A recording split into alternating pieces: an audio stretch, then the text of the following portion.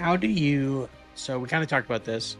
Um, how do you stay motivated though? So like, if Mhm. you're in those moments where you're like, I just want to sit down and watch a show and like not, how do you push yourself through? One of the Mm, things that I've done, and this is kind of another distraction thing for me, is I've gone more to like a time-based writing goal as opposed to a mm, word writing goal. So like, if I only have, I don't really say like I'm going to sit down and write 1,000 words because some days I'm feeling super creative, other days I'm not. mhm, Just don't know. But I can sit down and be like, I have half an hour, so mhm. I'm just gonna write as much as I can for that time. Yeah, You know. But so how do you push through when you're not feeling like it? yeah. I'm coming out of kind of quite a big chunk of writer's block, and yeah, I was just kind of similar, and I was like taking away the word count goals because you see that a lot on social media as well. It's like just aim for 1,000 words a day or whatever, and it's like okay, great if you can do it, but sometimes you just really your brain is not, it's just not doing it. You haven't got the time, whatever, and so that's where I was like, if I just sit here and write 100 words, I'll take it.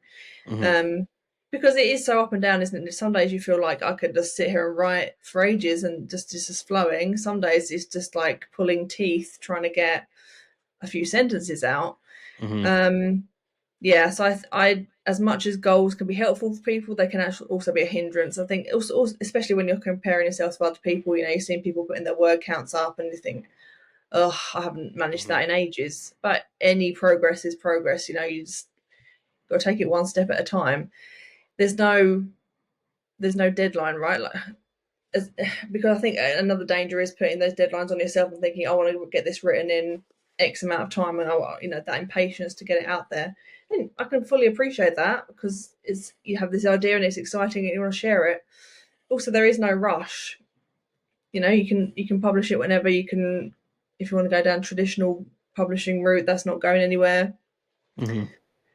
It's just giving yourself a break ultimately, fighting Hmm. against that And idea. and getting yourself to like getting your creativity to line up with the amount of time that you have to write.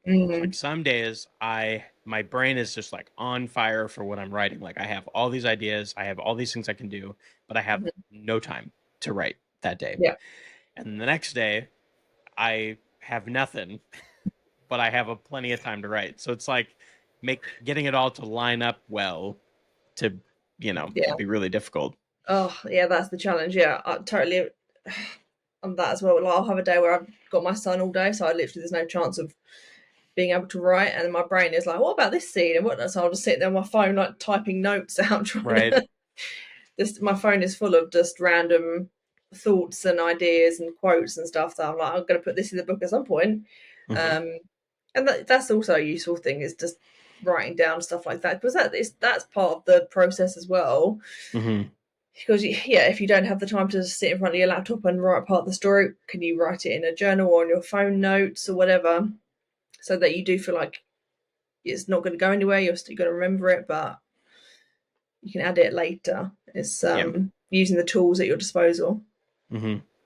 Do you have any thoughts about writer's block? Like, how do you deal with some of that when it comes your way? Because I Mm, think it happens to everyone yeah, often, I think.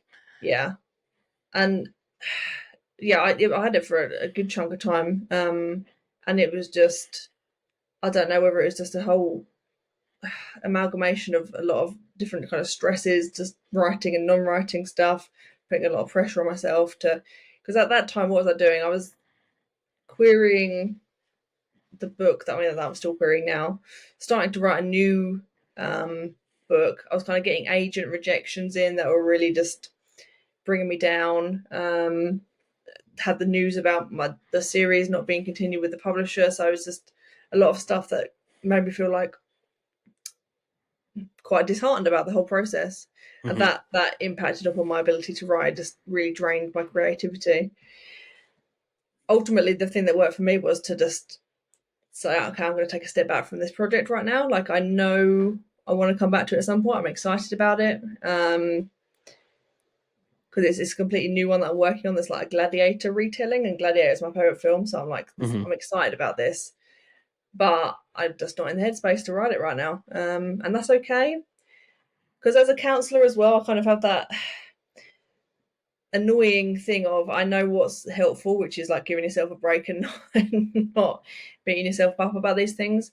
But Hmm. actually actively doing that is another thing altogether. So I had a lot of Yeah. people telling me like you need to just take a step back and take a break. And part of me was like, yeah, I know that, but also I want to get it written kind of thing. And Yeah. you just sometimes you just can't push yourself, and that it's okay. Again, like with the whole having the set goal thing, if you're not getting anything written, it does feel like it's just really a difficult process. Do take a break from it. So I found like reading more, playing games, anything that was like engaging with a story that was completely separate from my own. I find that Hmm. very helpful to unblock things, and it kind of slowly started coming back. Like my brain was suddenly like giving me new ideas for this story again, where it had Hmm. just been just completely quiet. So that does help me. I think it's something about engaging a different part of your brain, or there's some science to it. Yeah. Just doing something else that's completely separate to your writing. Yeah. I one of the things I've done before is like not I take a little bit of a break, but then actually go back and read my writing from the beginning. Mm-hmm. And sometimes what that has done is it's tricky because sometimes what it can do is like show you all the things that are wrong with what you're writing. But what it's done for me before is like kind of remotivated me of like, oh, this is why I like this story, or this is where I was going with that Mm-hmm. point or something. Yeah. Um, so but you still have to take a little bit of time. Like Mm-hmm. don't be like writing something and then jump straight into reading it because your brain's kind of got to it's like disassociate for a minute. Oh yeah. Then before you go back to writing, read through some of it and kind of re-engage with Mm-hmm. the story. Oh yeah, absolutely. Because that's something I've learned definitely over the few years since writing the first book is give it a break. Like once you've written it, just Hmm. put that away. Do not go straight back in. Don't query it straight away. Number one, and Yeah. number two, give it like put it somewhere. Just lock it away. Don't look at it. Go work on something else, or just read, or Hmm. have a little break from writing or whatever. Because yeah, it's amazing how much difference going back into it with having had like a little break from it. Just you go in with fresh eyes, don't you? Kind of read it.